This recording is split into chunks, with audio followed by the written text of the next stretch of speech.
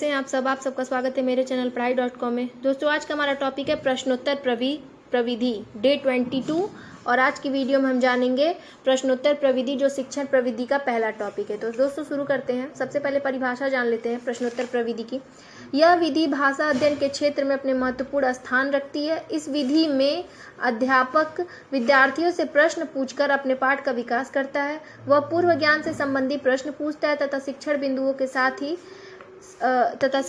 के साथ भी प्रश्न पूछता हुआ आगे बढ़ता है। यानी कि जो पूर्व ज्ञान होता है बालक का, जो पहले पढ़ाया गया होता है उससे रिलेटेड प्रश्न पूछता है, और जो पढ़ाया जाता है जिस टॉपिक को, जिस बिंदु को, उससे पूछते हुए शिक्षण प्रक्रिया को आगे बढ़ाता है। आगे है, इस विधि में प्रश्नों और उत्तरों की प्रधानता होने के कारण इसे प्रश्नोत्तर विधि भी कहते हैं, क्योंकि इसमें प्रश्न पूछे जाते हैं और उत्तर दिए जाते हैं, इसलिए इसे प्रश्नोत्तर विधि कहा जाता है। इस विधि में अध्यापक छात्रों से ऐसे प्रश्न पूछता है जिससे छात्रों में रुचि एवं जिज्ञासा बनी रहे और वह कक्षा के सहयोग से ही उत्तर ढूंढने का प्रयास कर सके। यानी कि कोई अलग क्वेश्चन टॉपिक या सिलेबस से बाहर का क्वेश्चन नहीं पूछता है, आसपास जो पढ़ाया जा रहा हो या फिर ऐसा क्वेश्चन पूछता है जो क्लास में ही सॉल्व हो सके। तो ऐसा प्रश्न जो है शिक्षक बालक से पूछता है और शंका या संदेश होने पर उसका समाधान भी करता है, और अगर उसमें कोई दिक्कत आ रही होती है बालक को तो शिक्षण उसे सॉल्व भी करता है, शिक्षक समाधान भी करता है। तो आगे है कि प्रश्नोत्तर विधि के जन्मदाता प्रसिद्ध विद्वान या तथा दार्शनिक सुकरात हैं। जो सुकरात है ये प्रश्नोत्तर विधि के जन्मदाता हैं, जो प्रसिद्ध विद्वान और दार्शनिक माने जाते हैं। इसके बाद जानेंगे हम प्रश्नोत्तर विधि के गुण। तो सबसे पहला कि विद्यार्थी प्रश्न पूछता भी और प्रश्नों का उत्तर भी देता है, अतः उसमें आत्मविश्वास की भावना जागृत होती है और संकोच जो है खत्म होता है बालक में।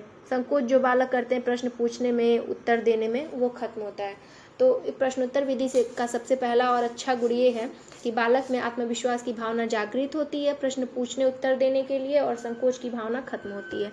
आगे है, इस विधि द्वारा पाठ में विद्यार्थी की रुचि एवं जिज्ञासा बनी रहती है। जब बालक से सवाल पूछा जाता है और उसे उसका जवाब आता है तो वो बहुत तत्पर रहता है जवाब देने के लिए और उसे बहुत अच्छा लगता है, तो उसकी रुचि भी बनी रहती है जिससे वह आसानी से ज्ञान प्राप्त कर सकता है। और जब रुचि बनी रहती है तो बालक को टॉपिक समझ में भी आ जाता है।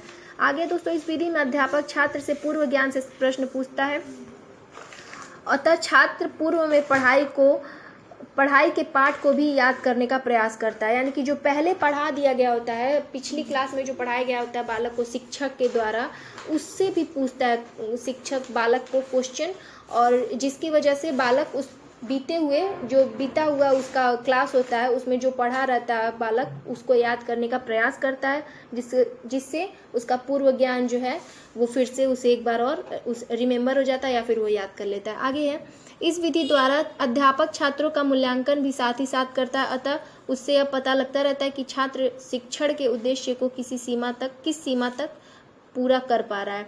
जब पूर्व ज्ञान से रिलेटेड क्वेश्चन पूछा जाता है तो अगर बालक बता देता है या फिर नहीं बताता है तो इससे पता चलता है कि बालक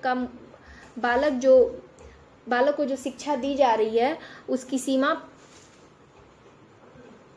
बालक उसके उद्देश्य तक पहुंच पा रहा है कि नहीं। जो शिक्षा की सीमा होती है, जो उद्देश्य होता है वहां तक पहुंच पा रहा है कि नहीं बालक, या पीछे ही रह जा रहा है, तो मूल्यांकन भी किया जा सकता है। आगे है, प्रश्नोत्तर विधि से विद्यार्थी में सोचने, समझने और तर्क करने की क्षमता का विकास होता है। जब बालक से प्रश्न पूछा जाता है तो वो सोचता है, समझता है, प्रश्न को तर्क करता है, तो उससे जो है उसकी तार्किक क्षमता का विकास होता है। विद्यार्थी इस विधि के माध्यम से अध्ययन अध्यापन की प्रक्रिया में सक्रिय रूप से भाग लेता है। क्लास में जितने भी विद्यार्थी होते हैं सभी को भाग लेना रहता है, तो इस प्रकार सभी विद्यार्थी इस प्रक्रिया में भाग लेते हैं। आगे, इस विधि द्वारा अधिक समय बर्बाद नहीं होता और तय समय पर पाठ को पूरा किया जा सकता है। यानी कि समय बर्बाद नहीं होता और शिक्षण काफ़ी प्रभावशाली भी होता है। अब इसके कुछ दोष भी है दोस्तों, प्रश्नोत्तर विधि के भी जान लेते हैं। तो लिखा है कि इस विधि का सबसे बड़ा दोष यह है कि विद्यार्थी को प्रश्न पूछने में शंका होती है, संकोच होती है, और वह कभी कभी विषय से हटकर व्यर्थ के प्रश्न पूछते हैं। कई बालकों में ऐसा होता है दोस्तों जो प्रश्न का उत्तर देने में या प्रश्न पूछने में संकोच करते हैं और जो टॉपिक होता है उससे हट कर सवाल पूछते हैं, तो ये दोष होता है प्रश्नोत्तर विधि का। आगे है कि प्रश्नोत्तर विधि उच्च स्तर के बालकों के लिए अधिक उपयोगी है। यानी कि जो छोटे क्लास के बच्चे होते हैं उनके लिए उपयोगी नहीं होता, क्योंकि कई बार वो संकोच करते हैं प्रश्न पूछने में, उत्तर देने में, तो उनके लिए उपयोगी नहीं होता। लेकिन जो बड़े क्लास के बच्चे होते हैं, 8 से ऊपर के, 9 10 के बच्चे होते हैं, 11 12 के, उनके लिए ये उपयोगी होती है। तो दोस्तों आज की वीडियो में हमने जाना प्रश्नोत्तर प्रविधि के गुण, दोष और परिभाषा के बारे में। अगर आप सबको वीडियो पसंद आई तो लाइक करें, फ्रेंड्स में शेयर करें, चैनल पे नए तो सब्सक्राइब करें और बेल आइकन को प्रेस करें नए अपडेट्स के लिए। Thank you.